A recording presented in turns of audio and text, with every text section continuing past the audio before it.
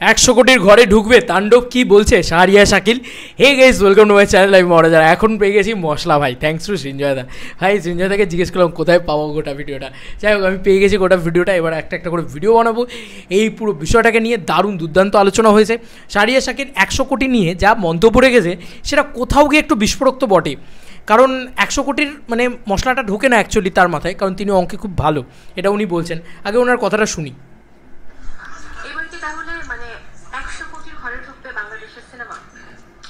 এই 100 কোটির গল্পগুলো আসলে আমার কাছে আমি অঙ্কে খুব ভালো, কিন্তু আমার কাছে মিলে না আসলে। হ্যাঁ, তো বাংলাদেশের সেগুলা কিছুটা ফ্যাব্রিকেটেড, কিন্তু অফকোর্স আপনারা জানেন যে তুফানের সময় থেকে আমাদের যে ধরনের একটা ওই ক্যালকুলেশনে রিটার্ন অনুযায়ী আমাদের বাংলাদেশের সিনেমা ইন্ডাস্ট্রিতে নতুন একটা মাইল ফলক, সবচেয়ে বেশি বিগত 30 বছরের ইতিহাসে সবচেয়ে বড় হিট ছিল তুফান, এবং সেটা অফকোর্স একটা বড় অঙ্ক। যেহেতু অঙ্কটা প্রডিউসার এবং এক্সিবিটরদের মিলিয়ে একসাথে বলা হয়, তো এটা হয়তো শুনতে বড় শোনায়।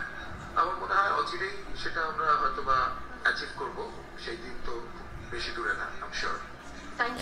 দেখো, বোম তো ফাটিয়েছে, বোম তো একটা ফাটিয়েছে যে 100 কোটি নিয়ে মেলে না, এই বিষয়টা অ্যাকচুয়ালিতে বোমটা ফাটিয়েছে। কিন্তু ব্যাপারটা হচ্ছে শাহরিয়া শাকিল কিন্তু আরও একটা জিনিস খুব সুন্দরভাবে বলেছে যে মানে আর সেই দিন বেশি দূরে না যেদিন বাংলা ভাষার ছবি 100 কোটি টাকা কমপ্লিট করবে বা ঢুকবে 100 কোটি টাকার ভিতরে, সেটা তাণ্ডব দিয়েই হোক বা পরবর্তী কোনো ছবি দিয়েই হোক, কিন্তু 100 কোটির ক্লাবে কিন্তু ঢুকবে।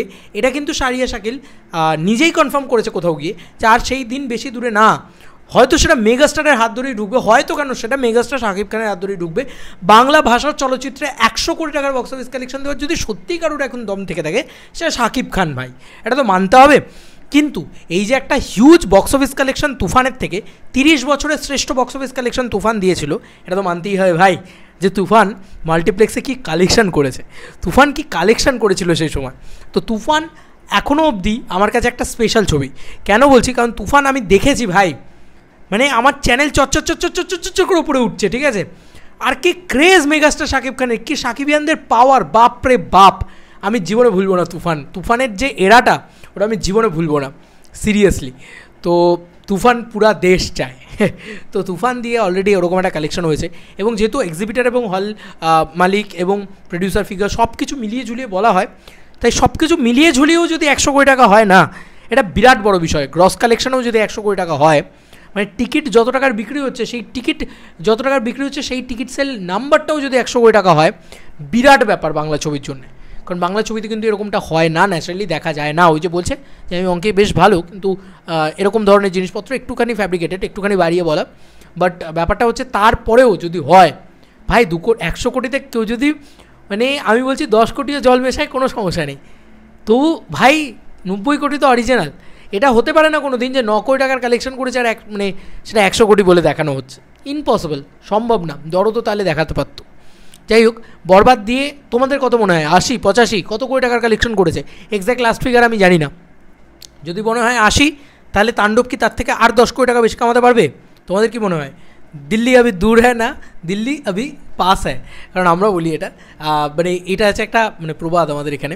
তো এইটা হচ্ছে বক্তব্য যে খুব কাছাকাছি আছে, কিন্তু 100 কোটি ধরা ছোঁয়ার ভিতরেই আছে। মেগাস্টার শাকিব খান তাণ্ডব দিয়ে 100 কোটি মেরেও দিতে পারে, কিন্তু কেউ বলতে পারে না কী হবে। কারণ শুধু বাংলাদেশ তো নয়, বিদেশের কালেকশন আছে, তারপরে বাংলাদেশের কালেকশন আছে, এবং সেটা হিউজ নাম্বারে আছে। দেখা যাক কী হয়, সময় বলবে। তাণ্ডব যদি এখন 3 মাস ধরে চলে, তুফানের বাপ লেভেলে চলে, 100 কোটি কার ঘর আরামসে পের করে দেবে শাকিব খান। শাকিব খানই পারে, বললাম না, আজকে তাণ্ডব দিয়ে হলেও শাকিব খান পারে, কালকে যদি তাণ্ডব ছেড়ে অন্য কোনো ছবি তুফান 2 দিয়ে হলেও শাকিব খানই 100 কোটি তুলবে, এটুকু গ্যারেন্টি। চলো বন্ধুরা, নতুন কোনো ভিডিওতে দেখা হবে, ভাই।